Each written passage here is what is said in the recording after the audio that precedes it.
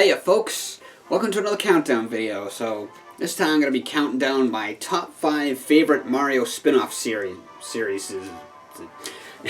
Now Mario is one of the most recognizable characters in the gaming industry. He's older, him and his franchise are older than I am, and that's the thing, his mainline core games, like the Super Mario Brothers, Super Mario World, all that jazz, they might get stale for some people, but what you gotta think about is what's old to some is new to others.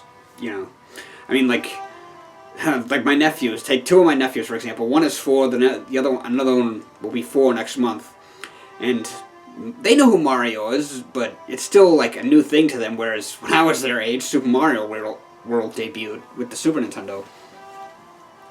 But that's why it's kind of nice to have such a good variety of spin-off titles to add to the mix, so to speak. So let's just get right into it. Number 5 is Mario Tennis. Now, when it comes to sports, Mario's done it all. Well, almost. But for some reason, out of all the different Mario sports games I played, I always kind of liked the tennis one. I always found tennis to be the most fun. I don't know why. I mean, because I don't even really like tennis in real life, but whatever. I remember when the first game debuted for the N64. It was actually where Waluigi debuted, and I remember renting it and having a blast with it. And then, there's been a variety of Mario tennis games over the years, and they're a lot of fun to play. Whether it's with 2-on-2 or 1-on-1. You play with friends, stuff like that. It's a very fast-paced game. And like I said, it's a lot of fun. But I don't know what else I can say much about it. But that's why it's kind of low on the list. So next up, another series that got its debut on the N64, it's Mario Party. Another great game to play with friends or family or whatever, like a family get-together type of thing. If you, brought it over to family for Thanksgiving or Christmas or something, you could all take turns playing different mini-games. Or if you have some friends over and you just take, a big bowl of popcorn and some sodas or whatever, and then just play a couple of the the boards or whatever. And it's amazing how far this series has come. Like I said, it's debuted on the N64, and originally it was just you had the traditional characters, Mario, Luigi, Wario, Princess Peach, what else was there? Donkey Kong and Yoshi. And it was interesting, I feel like the N64 was when we really started seeing a lot more of these Mario spin-off series.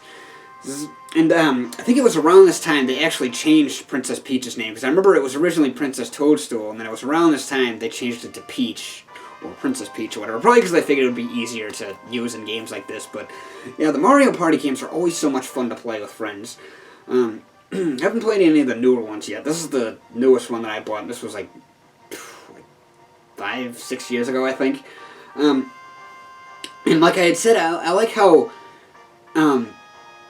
it originally you had just the 6 characters, but over time they added more. They added Daisy and Waluigi. They even started adding Mario enemies like the Blooper and the Hammer Bro and stuff.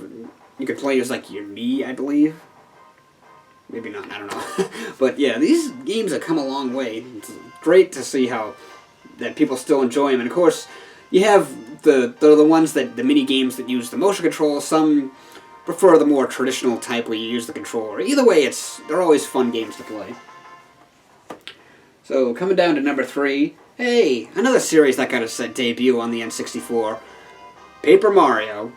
Now this one I went kind of the middle of the road because, well, Paper Mario games over the years have been kind of the first 2, which were JRPGs, Paper Mario and then Paper Mario the Thousand Year Door, well, not like your traditional JRPG, it's not like Final Fantasy or Dragon Quest where you have a team or a party. Instead, it's you have a partner, who's kind of just a backup character, so to speak. Well, I mean, it's not like they don't have hit points. They can just get, stunned if they get hit or something.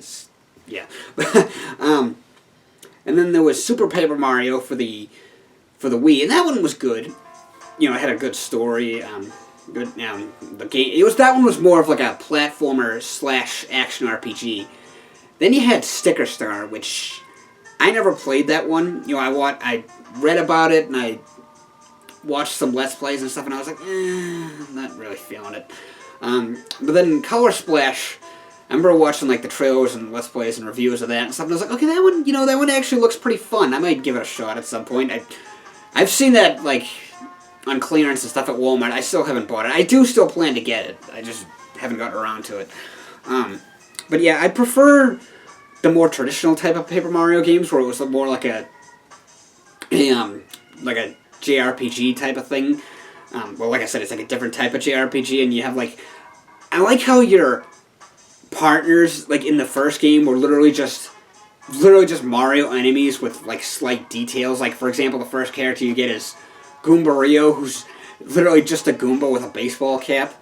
And then there was, you know, with the sequel, 1,000-Year Door, some of the your partners or allies, whatever you want to call them, some of them were like still like Mario enemies, but they were much more detailed. And then there was characters that were completely original, like Vivian, who I think was a lot of people's favorite. One of mine too, actually. But yeah, and there's actually been rumors going around that there is a new Paper Mario game coming out that will be like the old ones. Hopefully that's true. And then there was also the thing going around about like, let's get the 1,000-Year Door remastered. Let's make get them to make an HD remaster, which, hell, I even made a video about it. You know, and if you ask me which I'd rather see, you know, would I rather see a new Paper Mario game, like, if it's like the old ones, or a 1,000-Year Door remake? Well, let me answer that question by posting another. Why not both? So, yeah. So, down to number 2. Mario Kart. Another game that's such a fun one to play, and it's funny how this debuted in '92. I mean, the original game, you know, the series debuted in '92 on the Super Nintendo, and it's funny. Two funny things about that. One was I remember I loved the Koopa Troop in that game. It was one of my favorite characters to play as, and I remember I was disappointed how they took him out in N64. They replaced him with Wario, and then with years later, all the characters that he's been. I mean, in all the later Mario Kart games, he's become like a staple character, and I hardly ever pick him anymore. The other thing was, I remember in the original Mario Kart game, I always hated Rainbow Road because I sucked at it.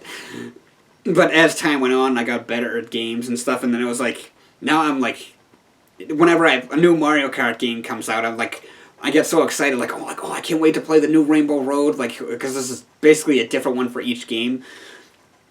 And it was like, I think my favorite would have to be the one for the 7th game, Mario Kart 7 for the 3DS, which, because it's like you go on the moon, you go across, like, the rings of Saturn and stuff, it's really cool. The one for, in the 8th game was really good, too. I love the music in the Rainbow Road theme in Mario Kart 8. Yeah, it's a series that's come a long way, and people still enjoy it. Hell, I still love them. Playing it online is an absolute blast. The only Mario Kart game I've never played was the one for the Wii. And technically 8 Deluxe, like I played a demo of that, but that doesn't really count. That one I actually skipped.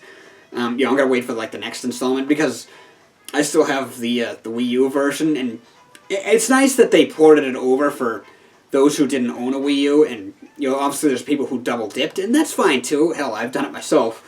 And that's another thing with Mario Kart games is they add more and more as the games go on. You know, like sometimes they'll add new features. Like I think it was the Wii one where they added the feature that you could customize your karts and stuff, and then you know sometimes levels instead of having laps they have like what the hell do you call them? Checkpoints. So it's just like one big long level instead of like going in like, you know, a circle or whatever. Yeah, so I'm looking forward to because they've added so many more characters over the years, like even like other Nintendo characters like Link and the Inklings and what the hell is this? Characters from Animal Crossing. And so it makes you wonder, like that's why I'm like, you know, I was like I'll skip 8 Deluxe, I'll wait for Mario Kart 9. Or, you know what would be even better? Nintendo Kart. That would be awesome. But that's what I'm looking forward to. And, you know, it's been almost 3 years since Mario Kart 8 Deluxe came out. Well, like 2.5, maybe, I don't know. But, so, yeah, we're definitely overdue for a new one. Maybe at the next Direct or something they'll announce one. But, coming down to number 1. This one isn't as old, this franchise, but whatever, this series. Super Mario Maker. A series that started on the Wii U about 5 years ago, 4 or 5 years ago, whatever.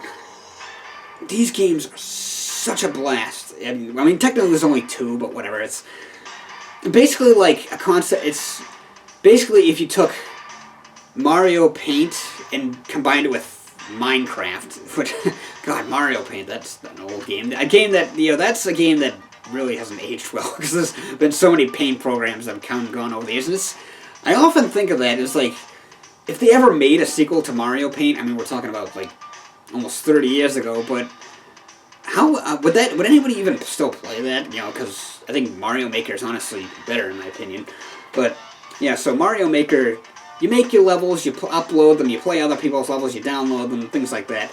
But they added much more features into this one, like, took away some features as well, which I'll get to in a moment. But it's like, like, for example, one of the features that was new in this was that you make a Mii. I mean, you use your Mii and like make a profile, and then you can unlock like different outfits from it by like playing online or playing with people, by like being the first to beat a level, things like that. And there's also a bit of a story mode, but it's nothing too special. It's basically just kind of shows you the basics, so to speak, of levels. And you're trying to rebuild Princess Peach's castle, but it's pretty cool. And there's such a large variety. There's so much to do in this game. The replayability is endless, because like your imagination is the only limit. And they actually later added the feature, well, recently I should say, in this one, where you can play as Link in the Super Mario Brothers games. You can play as Link, and he has like his own move set. And maybe they'll carry those maybe they'll add some other characters that you can do the same thing with, like Samus or Kirby or something. That would be kind of cool. And that's something that was not carried over from the first game, was that there's no amiibo support, whereas in that one you could use your amiibo, and not even just your amiibos, but you used your amiibos will unlock like alternate skins, but you could also unlock them in other ways too. You had a huge variety of like alternate skins that you could use for the game to play as, and I kind of like that they didn't carry that over, because it almost makes the first game a little more unique. Like, it gives that game some uniqueness, if you know what I mean. But yeah, what else can I say? These games are an absolute blast. And there is no offline multiplayer, which kind of sucks, but maybe they'll patch that in over time. Other than that, the game is an absolute blast, these series, even though it's only been around for half a decade. But yeah, that's those are my top 5 favorite Mario spin-offs. Are there any other Mario spin-offs that are some of your favorites? Let me know in the comment section below. I hope you all have a nice day, and thanks for watching. I'll see you next week.